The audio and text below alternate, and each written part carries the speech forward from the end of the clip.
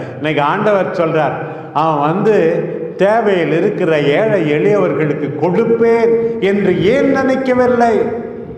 அவனுடைய ஊரிலும் நாட்டிலும் எத்தனையோ ஏழைகள் இருந்தார்களே, நினைக்கவே இல்லையே. பாருங்கள். இன்னொன்று, முட்டாள் ஏன் தெரியுமா? கடவுளுடைய திட்டத்தை தேடவில்லை. நம்ம கர்த்தர் கற்பித்த ஜெபத்தில் சொல்றோம்,